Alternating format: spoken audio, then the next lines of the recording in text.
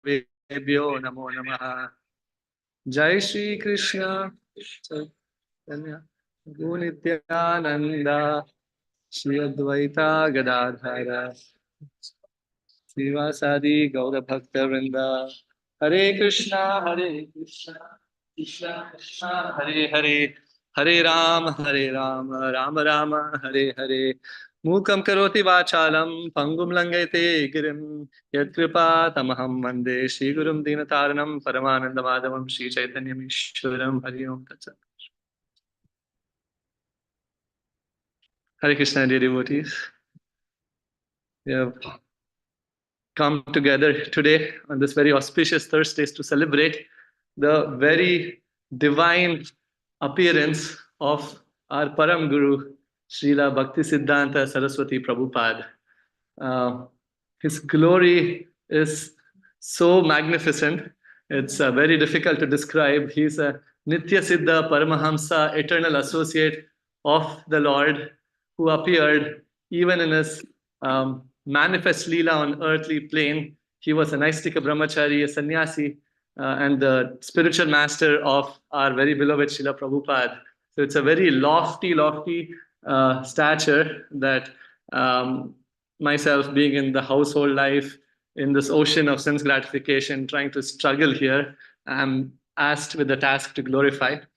However, just for my own purification, for the pleasure of the deities and the Vaishnavas, it's generally said that when a devotee is performing arti and worship on the altar, then that pujari or pujarini is worshipping that, performing that worship on behalf of all the devotees. So there was some discussion about how we want to present today's glorification, whether individually devotees glorify or not. And somehow I have been ordered actually, to speak a few words. So again, on behalf of all of you, so we can all purify ourselves, our hearts, by glorifying the wonderful personality, Sri Bhaktisiddhanta Saraswati Prabhupada, will make an humble attempt. So I will not go through this presentation specifically around the whole history of his appearance and his life story, because Bhagavad Acharya Prabhu very eloquently, beautifully covered the excerpts from his biography in the morning. So it's available on YouTube. So what I thought today we would do is that we would take some quotations of Bhaktisiddhanta Saraswati Prabhupada. We can all read it, we can meditate on it, and then we can discuss some pastimes around those specific instructions. So for two specific reasons or more, this is a very prominent day. The first thing being that he was the spiritual master of our very beloved Srila Prabhupada, without whom we would not have been here. He had so much confidence in Srila Prabhupada. He would say that whatever Abhay Babu writes, please publish it in the Harmonist magazine. He gave an instruction to Prabhupada: if you're a well-educated person, go to the West and preach. That was his last instruction to Prabhupada also. And he would tell Prabhupada to print books, to spread Krishna consciousness movement in the Western world. He would even appear in Prabhupada's dream after he had left the world, urging Srila Prabhupada to take the renounced order of life. So he was such an integral part of Srila Prabhupada's movement, and Prabhupada had so much gratitude that he would even tell his own disciples that all of you have been sent by my spiritual master. And he is assisting this whole Sankirtan movement. And he would thank them, saying that it's because of all of your mercy that I am able to serve my spiritual master. So it was Prabhupada's very prominent desire that devotees celebrate the appearance and disappearance day of his spiritual master. So it was Prabhupada's direct instruction. And Prabhupada said, if possible, please make 108 offerings to offer to my spiritual master. So like Prabhuji sang, Yasya prasada bhagavat prasade, Yasya aprasada nagatar kutopi. So by pleasing Srila Prabhupada, right, we make all spiritual progress. So that is one. And the second very important factor is his very deep, predominant presence in our lives, in the lives of our Gaudiya Sampradaya, at a very timely juncture of history, right? How he helped rejuvenate the Gaudiya Siddhanta presented by the previous Acharyas in Chaitanya Mahaprabhu. So for both these reasons, we will basically go over this very auspicious day. So, again, it is very important to study the philosophy also that he presented. It is said that Siddhanta baliya chitta na kare alasa. Iha haite Krishna lage sudrida manasa. So his name itself personifies Siddhanta, or the philosophical conclusions of pure devotional service, which is very important for devotees. On that basis, when we discuss the leelas and pastimes of the Lord, it becomes well established in our heart. So, maybe before we start, a quick quiz, right? We have all read Prabhupada's books. What does Prabhupada say? Philosophy without religion is mental speculation. And religion without philosophy is fanaticism. Right? So what we want to do, we want to study both of these. And in that synergy, we can actually try to derive the nectar of what the previous acharyas have presented. So to start off with, we all recited 3 times the pranama mantra of Bhakti Siddhanta Saraswati Prabhupada. So that basically encapsulates his offering to the world, right? And what his main focus was in his Martya Leelas. So let us just look through this and then get into the pastimes. So it is said that Sri Varshabhanavi Devi. So who is that? That is Srimati Radharani. That person who is very dear to Srimati Radharani. And he, what has he done? Bhutale, he has appeared in this earthly realm. And this personality in the spiritual world, it is Nayana Mani Manjari, the very dear associate of Srimati Radharani. She would apply lac on the lotus feet of Radharani in Yavat. A very, very dear personality, actually a personification of Radharani's view or sight when she looks at Sri Krishna, that personification of that Nitya Siddha personality. Jai Shri Shri Radha Gopijana Vallabha ki jai. That is Srila Bhakti Siddhanta Saraswati Prabhupada. And very dear to Krishna, Nama Om Vishnu Padaya, eternally at Krishna's lotus feet. Krishna Presthaya, very dear to Sri Krishna. And what did he come here for? It is said, Dina Tarine. He came here to uplift the fallen conditioned souls. Kripabdaye. Why? Because he's a personification of the ocean of mercy. And what did he come to do specifically in terms of being the ocean of mercy? Sri Gaura Karuna Shakti. He was the Vigrahaya, the embodiment of the Karuna Shakti of Sri Chaitanya Mahaprabhu. And Namaste Gauravani, specifically helping forward the Vani or the instructions of Sri Chaitanya Mahaprabhu, which is to establish pure devotional service, Madhur Yojjvala Premadhya, Sri Rupanuga Bhaktida, what Sri Rupa Goswami and other Goswamis presented in the line of Sri Chaitanya Mahaprabhu, that he personified. And what did he do? He came to establish that pure, unalloyed devotion to be the central focus, and we will discuss why.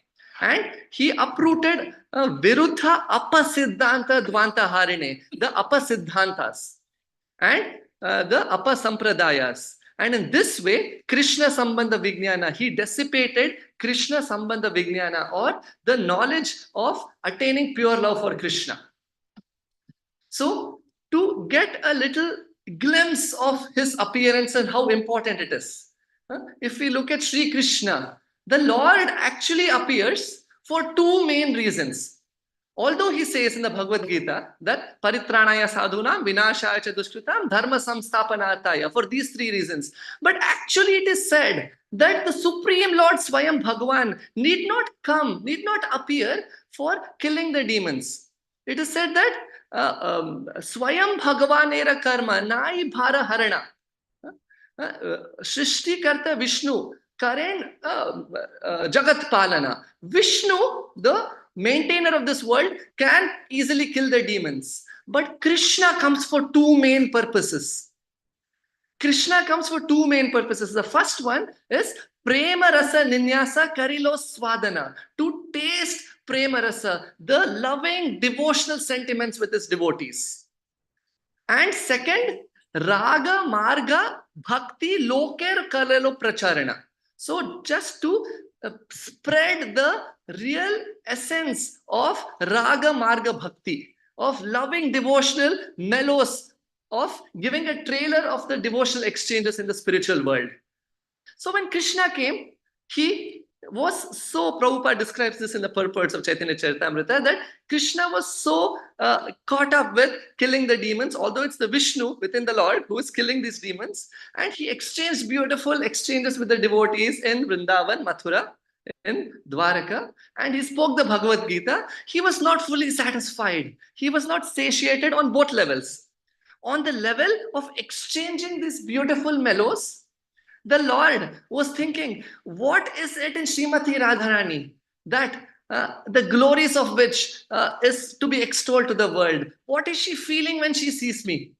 And what are the glories of her wonderful, loving exchange? I want to taste that. And I haven't spread the Yuga Dharma of chanting the holy names and to give this Unnatojjvala Rasa. And he appeared as Sri Chaitanya Mahaprabhu. It's the golden avatar, the mood and bhava of Srimati Radharani.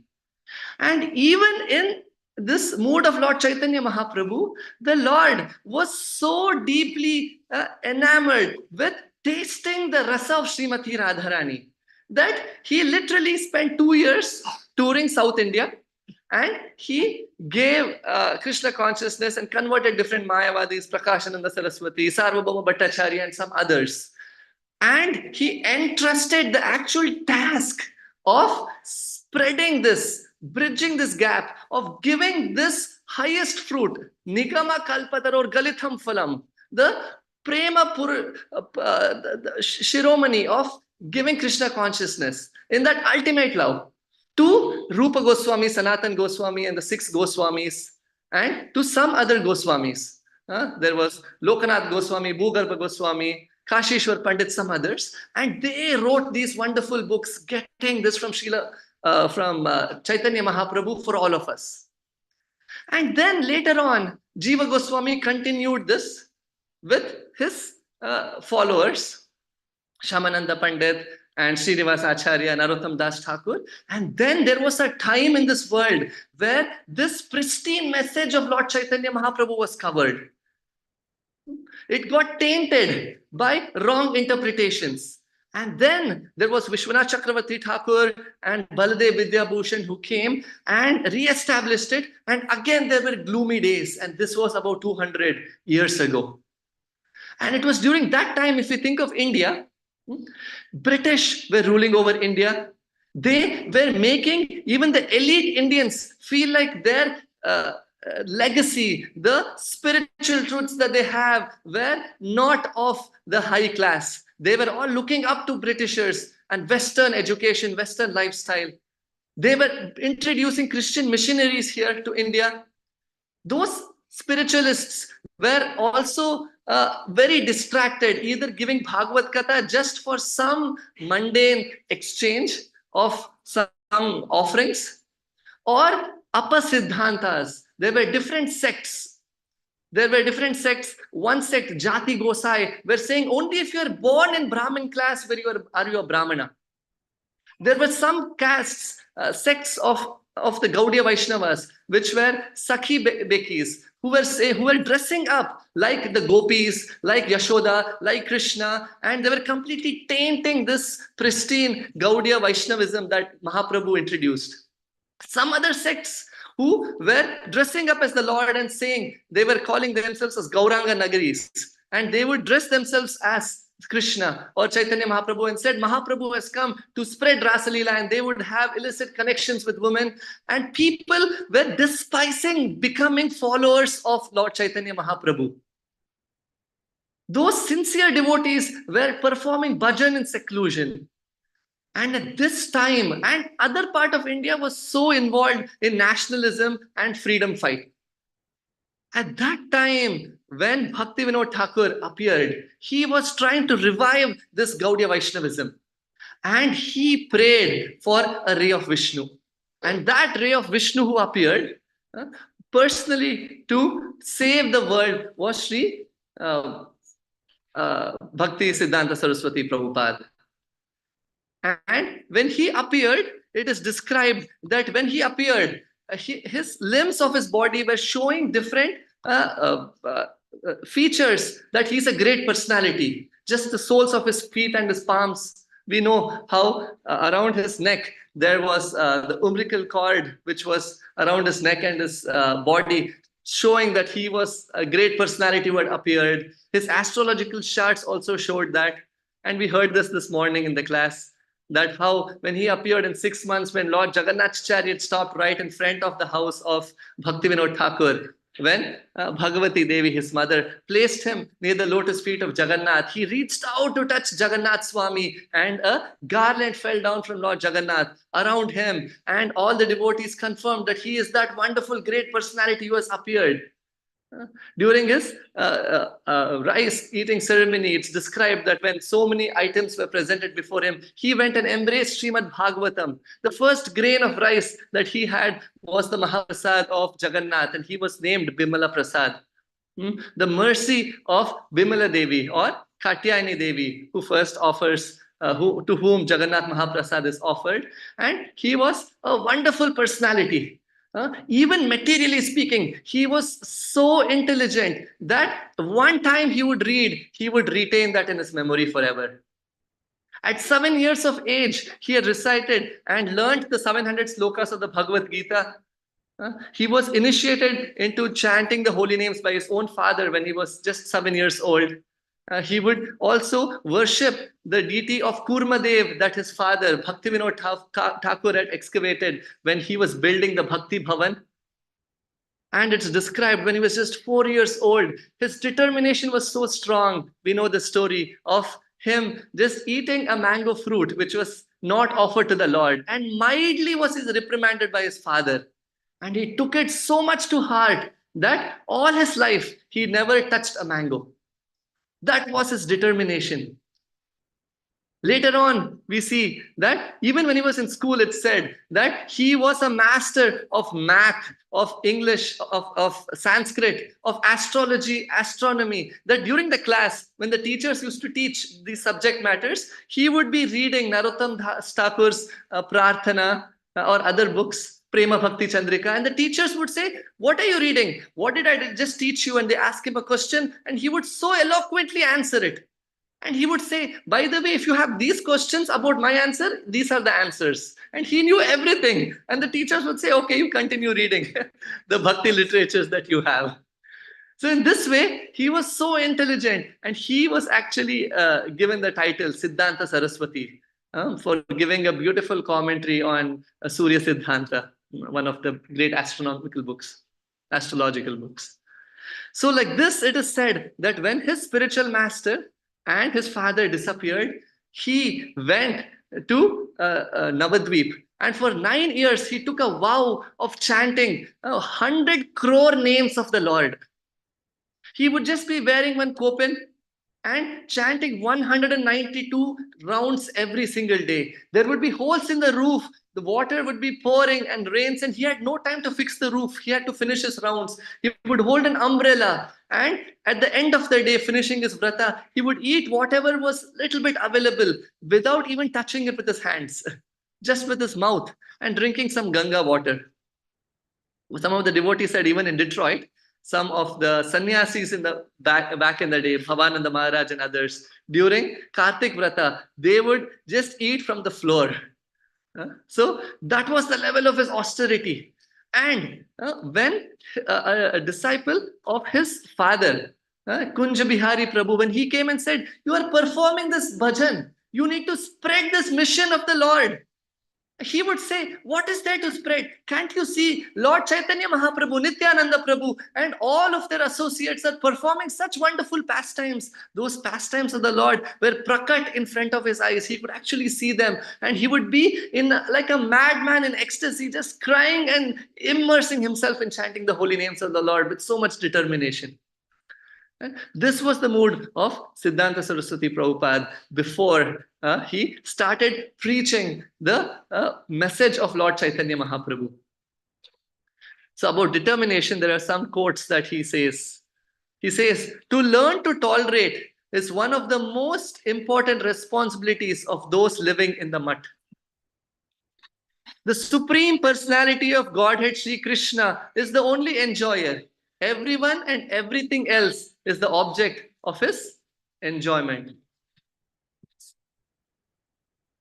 And when he started preaching, he was called a lion guru. He was so fierce, not just metaphorically, but even physically. It said that the impersonalist Mayavadis would be so scared of ever having a discussion or a debate with him that they would cross the street and walk on the other side or take a different street. And he would actually approach them face to face and he would roar. He would say, "How dare you call the Supreme Lord to have no form? You insignificant jiva, you have a form and the Supreme Lord has no form? Surrender unto that Supreme Lord."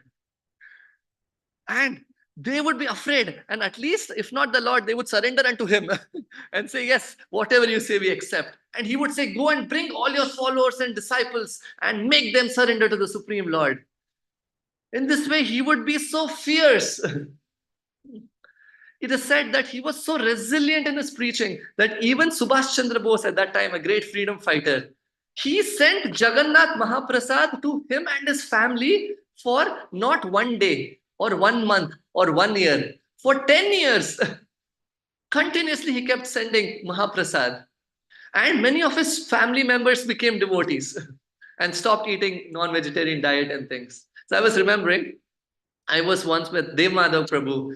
This was in Detroit, and Sonu Nigam had actually come to Detroit for a show. And we were distributing books. And then he told me, "Prabhuji, we need to go inside and give Sonu Nigam this book." And this was about 10 to 11 years ago. And I said, "Prabhuji, you don't know who he is." He said, "Yes, we need to give every famous person a book."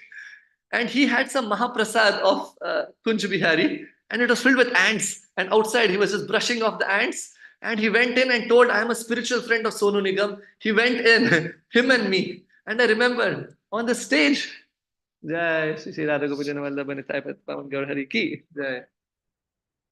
Even before he sang, there were some other artists who were singing for 1 or 2 hours. And he went on the stage and people started applauding us. And he went to the place where Sonu Nigam was. He gave him the book and he asked him to chant Hare Krishna. And the next day he told him, "I want to meet you in person." And he met him personally. So the devotees of the Lord are so merciful. And this we can see in the life of Sri Bhaktisiddhanta Saraswati Prabhupada, that how he would approach every famous person. Raja Ram Mohan Roy, whether it's Ramakrishna, so-called Paramahamsa, whether it's Subhash Chandra Bose, many famous people, and the Britishers, and actually they would send some of their spies to Bhaktisiddhanta Saraswati Prabhupada to say, "How is it that he's making so many devotees?" So one spy came and heard a class of Bhaktisiddhanta Saraswati Prabhupada to find out what his methodology was and what his philosophy was. And in 3 years, he got so convinced that he gave up becoming a spy and he took initiation from Bhaktisiddhanta Saraswati Prabhupada. And the Britishers stopped sending spies because they know they would become converted to disciples. So that was how powerful he was. He says, "It's better to remain in millions of species like birds, beasts, insects, and worms than become deceitful. One who is free from deceit receives auspiciousness." The only duty of the most merciful persons is to transform the degraded taste of people. If you can save even one person from the great force of Mahamaya, then that will be a greater act of philanthropy than opening millions of hospitals. Preaching without practicing is nothing but a ritual of karma kanda. As long as one has anarthas, one does not receive the good fortune of becoming a servant of Srimati Radharani.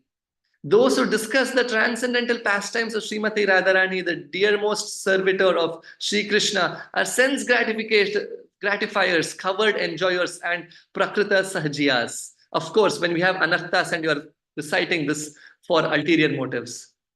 So like this, he's saying that always chant the holy names, becoming more humble than a blade of grass and more tolerant than a tree. So I thought I'll just go before I come back here to some beautiful pastimes of his disciples before I proceed. Very, very beautiful pastimes. Because when you see the fruit of a tree, you can see how potent the tree is. He said in a letter, a very important letter he sent to his disciples. When one disciple sent, Srila Prabhupada, this god brother of mine, he is doing so, so, and so.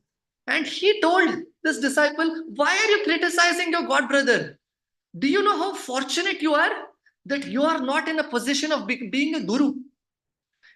I don't want to find any faults in anybody, but because I have been given this position, I need to call spade a spade and correct my disciples. But you are not in that position. So, how unfortunate you are to criticize him. How I wish I were in your shoes that I need not have criticized anybody. There was one cook in the Gaudiya Mutt. He would always find faults. He would always trouble so many devotees. Nobody liked him. And one day he left his body. And everybody was celebrating his disappearance day and talking ill of him. And Bhakti Siddhanta Saraswati Prabhupada heard about this. And he came out and he actually, there was no good quality about this devotee. And he said, don't you see how nice dhoti he was wearing and how clean he kept it? So even though there was no good qualities, he would see only good qualities in everyone. Actually, if two devotees were arguing or having a fight or a difference, he would ask them to stand up in public and he would ask them to glorify each other. And once they start glorifying each other, even disheartedly, they would gradually overcome this malice. Shunya hridam ipshita sangalabdya. One, nindati shunya hridam. One should associate with that devotee who has no desire to find fault in anyone. So that was the mood of Bhakti Siddhanta Saraswati Prabhupada. And his disciples, Bhakti Pragyan Keshav Maharaj, Prabhupada once in Seattle, he broke down crying after 12-13 minutes of his lecture when in the 1970s, crying, saying, my god brother, my spiritual master, Bhakti Pragyan Keshav Maharaj, my sannyas guru, was so merciful to me. He had full faith in my preaching abilities. He gave me sannyas. And he had deep reverence for his god brother, who was a very dear disciple of Bhakti Siddhanta Saraswati Prabhupada. One day when Prabhupada was sitting down with Bhakti Pragyan Keshav Maharaj eating prasadam, some Indians were around and they were walking, taking their darshan, and Prabhupada looked at his Guru Maharaj and his god brother, telling, these people don't know that the future of the Sri Chaitanya Mahaprabhu Sankirtan movements are in our 4 hands, 2 hands each. So Prabhupada had so much love and affection for his god brothers. His another god brother, Akinchan Krishnadas Babaji Maharaj, there was a time when Bhakti Siddhanta Saraswati Prabhupada put an ad in the newspaper saying, here is a job description for anyone who wants to apply. What is the remuneration for the job? You will get free prasadam, you will get free stay, and you will get medical insurance and 401k matching. No, that you don't get. But you get everything to take care of your needs. What is the ask? Just come and chant the Hare Krishna Mahamantra 24 hours. Chant all the time. And there was one person who walked in and he had a bead bag in one hand and this newspaper cutout in the other hand. It was Akinchan Krishnadas Babaji Maharaj. He had so much taste for the holy names, the ashram mates. In 8 years, they say in 8 years, we have never seen him sleep. He might have slept, we don't know, but nobody has ever seen him sleep. They would always see his cheeks moving. He would always be chanting the holy names. Kirtaniya Sadahari. Always chanting the holy names of the Lord. And some envious devotees would criticize. They would say, look, we have services, Sankirtan services, pot washing, managing, cooking, cleaning. But this devotee is only chanting the holy names. And Bhakti Siddhanta Saraswati Prabhupada would say, if you develop a tinge of taste that Akinchandas Babaji Maharaj has, then you are relieved from your services. And some devotees tried. And after a few days, they gave up. They said, no, we cannot chant incessantly. We'll go back to our regular services. Even Prabhupada would say that the essence is only chanting and hearing. But because you American boys and girls, and even Indian boys and girls for that matter, have no taste for chanting the holy names, I have to create so many services to engage you. That was the mood. When Prabhupada came back from the West with his dancing white elephants, Akinchan Das Babaji Maharaj, he heard about Prabhupada. He came and he was waiting to meet Prabhupada in Vrindavan. And his disciples were told to keep away visitors from Prabhupada. And one of the devotees actually took Babaji Maharaj by his hand and put him out. And Babaji Maharaj thanked him with all his heart. He said, how merciful you are. You are an embodiment of the mercy of Lord Chaitanya Mahaprabhu. This devotee is confused. How is this even possible? He said, you are teaching me the essence of Trinadapi Sunichena, Tarorapi Sahishnuna, how to be so tolerant. By personifying this, I can go back to Godhead. Others who just glorify me are not my well-wishers. Thank you so much for treating me like this. And this devotee, young American disciple of Prabhupada, he was shocked. He ran back to Prabhupada and said, Prabhupada, I think a great soul has come. And Prabhupada said, who is he? What does he look like? He said, just wearing a dhoti and no shirt, just a mridanga around him. And he has come and this is what he told. And Prabhupada said, that is my dear God brother, Akinchan Das Babaji Maharaj. Please bring him to me. And they both embraced each other. And even when Radhanath Maharaj was in Vrindavan, he was a good friend of Krishnadas Babaji Maharaj. And he describes how the meeting of these two great souls, tears of love are pouring, they're embracing each other. It feels like an exchange in the spiritual world. Babaji Maharaj is telling Srila Prabhupada, our Srila Prabhupada, that Sarvatra hoibe moranam. This was said by Chaitanya Mahaprabhu. Bhakti Siddhanta Prabhupada, our Prabhupada said that this will happen in every town and village. And we didn't know who would do this. God brothers of Prabhupada would come together to study Chaitanya Charitamrita in Prabhupada's house, our Prabhupada's house.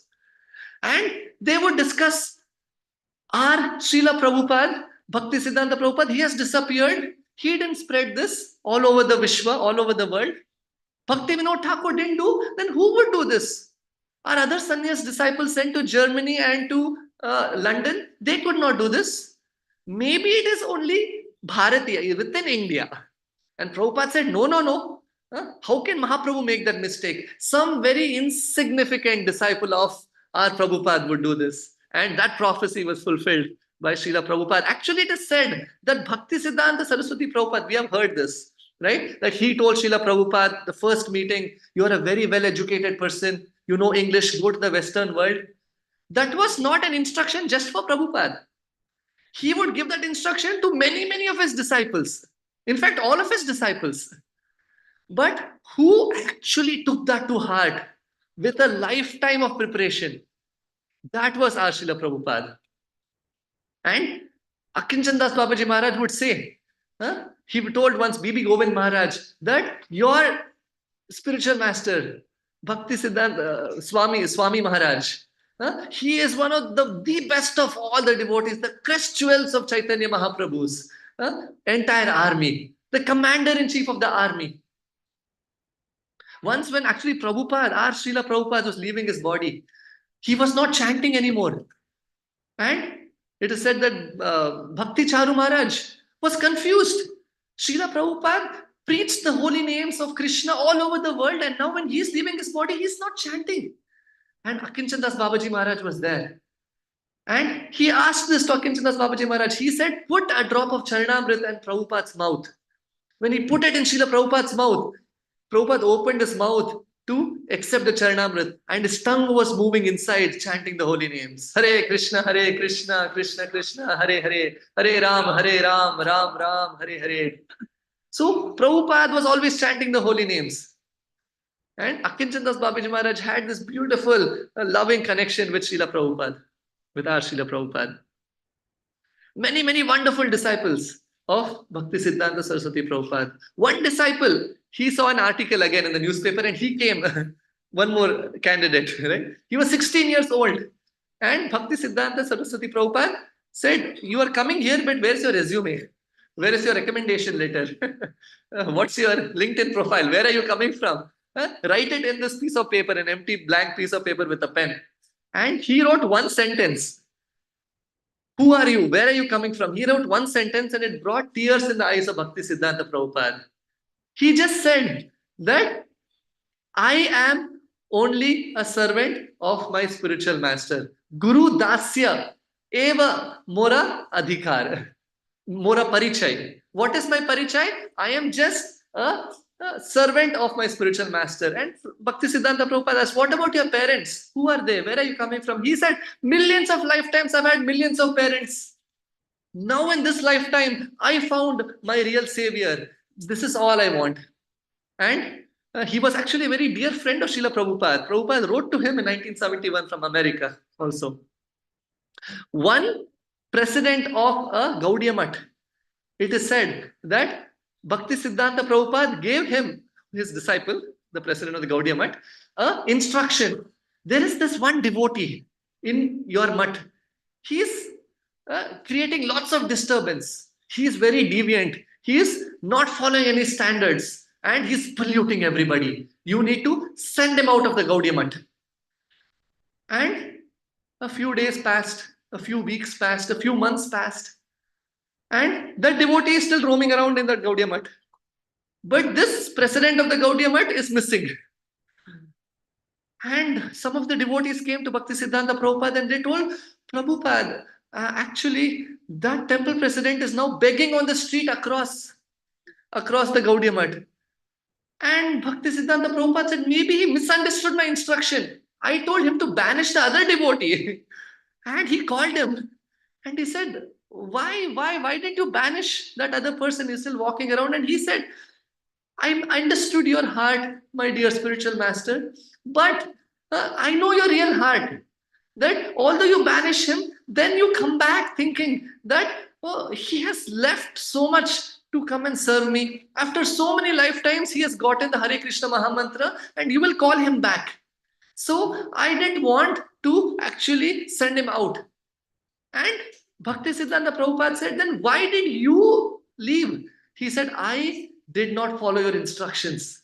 And that's why I have no adhikar to stay here.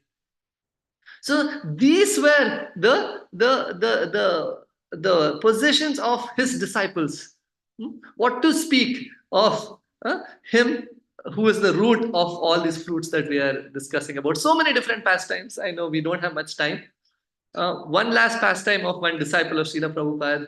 We might have heard this story that he was a brahmachari in a Gaudiya Math in Navadvip. He spent all his life there.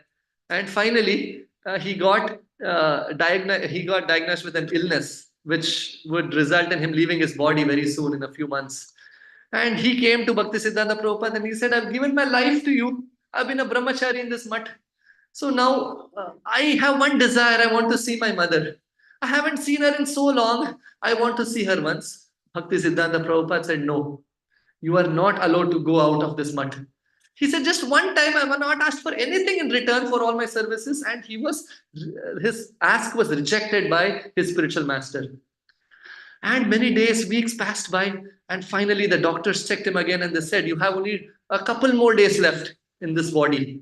You will be leaving this body. And he was in the Math in, I think it was Chaitanya Math in Gaudiya Math in Navadvip. And then Bhakti Siddhanta Prabhupada told, now take the train to Howrah, go to Calcutta and meet your mother.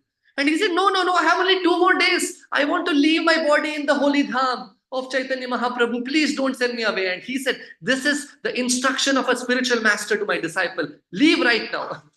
And although he didn't want, his other godbrothers were forcefully took him into the train to fulfill the instruction and the order of the spiritual master. And he is telling, no, I don't want to leave Navadvip Dham. And the train leaves. And as the train is making its way outside Navadvip Dham, entering Calcutta, in the train he leaves his body outside of the dham. No one can understand this. And they come back to Bhakti Siddhanta Prabhupada and ask, why spiritual master, my dear spiritual master, why did you do this? You should have some actual reason to do this. And he had tears in his eyes. And he said, this disciple of mine is so dear to me. If I had told him to leave and meet his mother couple months ago, his heart would have been with his mother.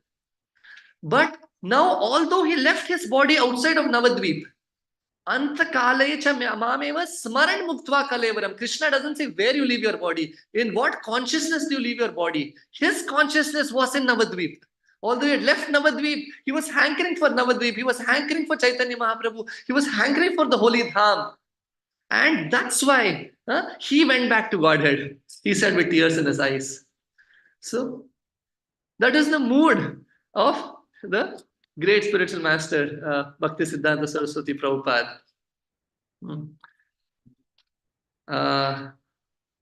Let us read a few quotes. He's telling his disciples, an intimate devotee does not have any other desire besides serving the followers of Sri Rupa Goswami. All of you preach the message of Rupa Goswami, Raghunath Das Goswami with great enthusiasm. Our supreme desire is to become the dust at the lotus feet of the followers of Sri Rupa Goswami.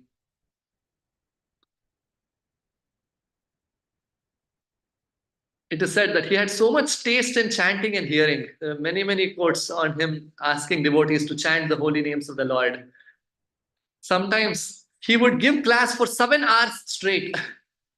And his disciples would come and tell Guru Maharaj, I think you need to take some rest. And he said, talking about Krishna and chanting his holy names and giving discourses is rest. So I have been resting for the last 7 hours and now we will actually start Krishna Katha. That was his taste. And we know the stories of Srila Prabhupada, right? On the midnight of Janmashtami, he would ask his disciples to read from Krishna book. And the devotees would roar Hari Bol at the end of the chapter. Thus ends the Bhakti Vedanta. And the devotees would be like, now we can break our fast. And Prabhupada would say, next chapter. And gradually the Hari Bol would start getting weaker and weaker once they gave up hope. And finally, when Prabhupada saw that all the sannyasis and other devotees are all sleeping past midnight, Prabhupada said, maybe you're all tired. Do you want to honor Prasadam? And then was the most tumultuous Hari Bol. All the devotees of the Lord, wonderful devotees of the Lord, had so much taste for chanting and hearing. One day, actually, I heard Amarendra Prabhu says about his spiritual master, Radha Govind Maharaj. He was there in one sabha where all the many Matajis were chanting Vishnu Sahasranama Stotram for so many hours. And then they said, some sadhu is here, Radha Govind Maharaj. He can speak for 10-15 minutes about the glories. And he started discussing about the Dasha Avataras. Matsya, Kurma, Varaha, Narasimha, Vamana for about 1 hour. And he came to Ramachandra. And 2 hours only on Ramachandra, Balya Kanda. And they're coming and they're whispering in his ears, Maharaj, please, Prasadam time has already gone past, 4 hours past. He said, okay, another 2 hours, Aranya Kanda, Sundar Kanda. Like this, it went on for 4, 5, 6 hours. And then finally he finished. And devotees were like, Hari Bol, done after 7, 8 hours. Then he said, now Krishna Leela will start. Then he finished that in 20 minutes and he said, what to do? I have a weakness of discussing the pastimes of Ramachandra. So the mood of the devotees, right? And we know the mood of Bhakti Siddhanta Saraswati Prabhupada was that he just had so much taste for chanting and hearing. And when he saw that our Srila Prabhupada had taste for hearing Krishna Katha, he identified him and told him that, yes, I have noticed that this person has taste for hearing. I will give him initiation. And for chanting the holy names, the mood was only purity. Like he would proofread whether Sajjana Toshani or the Harmonist, Jaiva Dharma, many books. He said, I could proofread the devotees who are around me. And if he sees that even they have beautiful, wonderful musical instrument playing abilities, if they didn't have the purity, he would say no. And he would give the kartal and mridanga to those who don't have any sense of beat, saying that you chant and you play these instruments. When he was leaving the body, he was asking his disciple, Bhakti Rakshak Sridhar Maharaj, to sing Sri Rupa Manjari Pada, although there were other great musicians, because he would only taste the holy names of Krishna. That was the mood of Bhakti Siddhanta Saraswati Prabhupada. And about detachment, he purposely dropped out of college, although he was so intelligent, because he thought that if I graduate, then my father or my mother might look for a nice girl for me to get married, and I don't want to. And he started a club in his college for those who wanted to be celibate all their lives. That was the mood. And prasadam, we have all heard that when he would be offered prasadam, he would mix everything together so that the tongue would not ask for a specific taste of prasadam. Everything has been tasted by Krishna. It's the saliva of the lips of Krishna that has been anointed on this prasadam. And that was the mood in which he would actually approach. It said one day that he, in the morning, he gave a Bhagavatam class on detachment. And after the Bhagavatam class, later he was translating some books and described that he had a pot of ink and he was dipping his pen and writing and translating. And he saw a monkey come to the storeroom where bananas were kept and plucked two bananas when he was running. And Bhakti Siddhanta Prabhupada went running behind the monkeys. And he caught the monkeys, and somehow the monkey threw the bananas, the ink spilled all over the paper. And his disciples were asking, why? You just spoke about detachment, Guru Maharaj, and for two bananas, you're running all around the mutt. It was interesting. Many years back, when we were doing programs in Grand Rapids, I would, Bhakta Avatar Prabhu, and we would invite some different speakers, different months. Yugal Kishore Prabhu would come sometimes. One day we invited Raj Kumar Prabhu from Detroit, and he gave a class on fearlessness. A very nice class. Everybody was so appreciative. And after the class, we were going to drive back, and I was living in the ashram that time. And I told Prabhuji, please give me an embrace. By the way, Prabhu, bed bugs were seen in the ashram. He said, Prabhu, stay away from me. I will respect you from a distance. I told Prabhuji, you just gave a class on fearlessness. You got a standing ovation. He said, that is in the class, but I cannot take this on. We were joking around. But I was thinking of that. Here the disciple is saying, Guru Maharaj, you just spoke about detachment. You're running after a monkey who's striking a banana. And he said, for my own purpose, let him take anything from me. I don't care. But for Krishna, these are the bananas that Radharani personally wants to offer to Krishna. And this monkey is taking away those bananas. So for Krishna, we should not remain silent. It's not that the hundi is being stolen and we think, yeah, detachment, it is only Lakshmi, it is material assets. No, Lakshmi belongs to Krishna.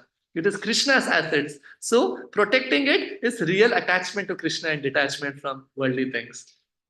So many, many beautiful quotations about detachment. He says, our main disease is to collect objects not related to Krishna. Very, very important. We have not come to this world to become an artisan of wood or stone or basically to build sand castles. We are only persons of Sri Chaitanya Mahaprabhu's mercy.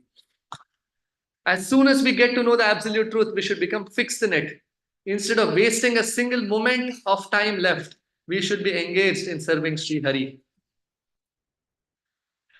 So I'll end with this last beautiful pastime you might have heard. Sachishata Prabhu, Champakavalli Mataji's spiritual master, Indradumna Swami Maharaj. We might have heard this pastime that about 50 years ago on this very day, on the appearance day of Bhakti Siddhanta Saraswati Prabhupada, it is said that when he was, I think, Bhakta Brian back then, and he describes this in this beautiful video, The Silver Spoon. If you haven't heard, you should hear it. It's one of the best classes you have ever heard or you could ever hear. He says that he was trying to get detached from all the worldly encumbrances, but somehow he was praying to Srila Prabhupada, our Srila Prabhupada, but still he was somehow not able to give up those attachments. And he wanted to move into the temple. This was in East Jefferson. And he was at that time working as a gardener to the president of UFM and Ann Arbor. And it is said that one of the tasks that he was asked to perform was to pick up the dog's poop and clean it, and then to feed the dog in the basement of that president's house. And he was thinking, how can I get attachment to Krishna and getting detached? Bhakti paresha anubhavo viraktir anyatra chaisa trika ekakala. Anyatra, anything not related to Krishna, getting detachment from that. I am not able to attain this Vairagya Vidya, Nija Bhakti Yoga, the real detachment from worldly things. And somebody told, more merciful than your spiritual master is your grand spiritual master. So they said, pray to Bhakti Siddhanta Prabhupada. So he had written down a note, what do I pray? And ask him to get some detachment. And he got a picture of Bhaktisiddhanta Prabhupada, and he's describing that on this appearance day, he had to be in his very lowly job as a gardener, taking care of the dog, and he dimmed the lights. He kept a beautiful picture like how we have here of Bhaktisiddhanta Prabhupada. He kept some candles around. He kept some flowers at the lotus feet, and he started praying that, oh, dear Bhaktisiddhanta Prabhupada, I have so much attachment for these lowly things. What am I doing? I have gotten this valuable human life.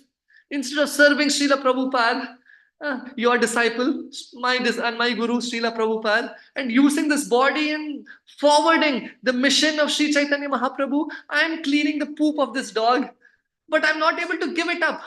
I want my freedom. I don't want my freedom to be taken away. I don't want to join full time. But I have the desire. Please do something. And he paid a full sastang dandavats.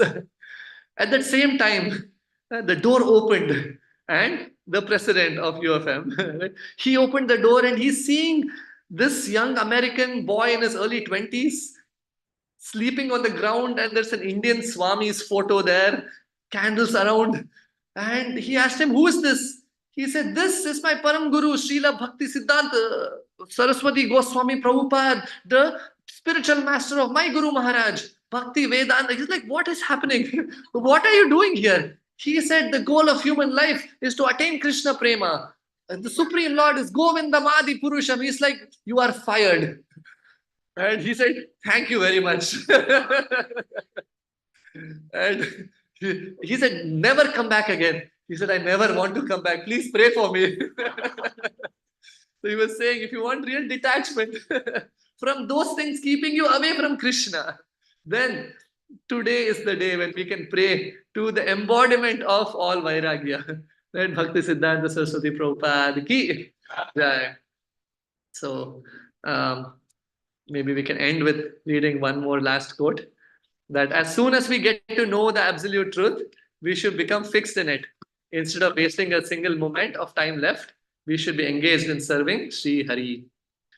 Again, I have no qualification or realization, and literally I am also nervous because I'm really floating in this ocean of sense gratification, and all of you actually, most or all of you are more qualified in both understanding Siddhanta and in your devotional depth. So again, forgive me if I spoke anything wrong. I just heard a couple classes, and on your behalf, I was asked to speak a few words to glorify.